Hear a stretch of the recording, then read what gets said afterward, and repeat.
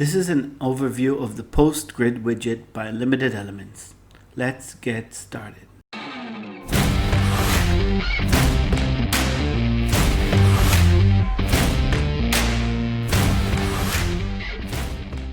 To get started, drag your Post Grid widget into your Elementor column.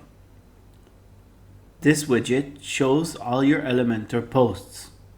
Inside of Post Query, you can filter your posts, exclude or include certain terms, and you can also change the post type. For advanced users, you can use Query ID. We have a different tutorial about this, which you can view on our YouTube channel. Let's jump into the settings. So in the first setting over here, we have an option to choose the layout. Let's check out the different layouts. For overlay, this is just an overlay over the tiles. Under overlap is a small overlap underneath. Partial overlay overlays partially over the image. It depends how you set your image height and how many items you show visible over here.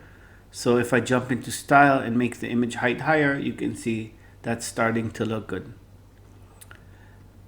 Reveal from bottom is a hover effect when I hover over the tiles and the content reveals from the bottom.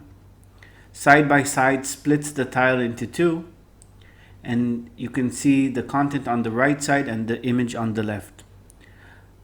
Grid gap is for the gap between the items. So you can see I can make that larger, or I can leave that 0. Let's leave it at 30. Number of items is how many items you show in a row. So I'm going to change this to 2, and now you can see there are just 2 items in each row. Read more text for the button, so we can change this to any text we want. And direction is for RTL languages. Let's jump into layout and see what we have here. Over here we have an option to turn off the title, the date, the text, and the button. So we can turn on or off any parts of this. I'll just show an example by turning off the date. Maybe you don't want to show the date. Let's jump into style and see what we have here. So we can align the text however we want. For example, I can align the text to the left. I'm going to leave it at center. Image height as we showed earlier. So this adapts nicely no matter what image size you have.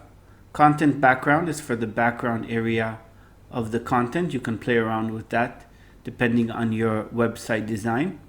Content padding is for the padding over here on this side. So I can play around with that as well. Let's go for 20. Item radius, if you want to make your item rounded, you can make it rounded. Item border, to add a border. You can play around with the border types, for example, dotted or dashed. Title, you can play around with the settings over here, change. For example, if I want my title to be bold, I can change it to bold. If I want it to have a color, I can do that. And you can change this for the date and the text. Also, we have a spacing element over here, which you can use to space the text, the date, and the title. Inside of button, of course, we have all the button settings. Button radius, you can round your button. You can change the button padding. You can decide for the button to be full width if you want. I'm not going to go over everything over here, but you can really design it however you want so it suits your website. I hope you found this tutorial helpful, and I'll see you in the next video.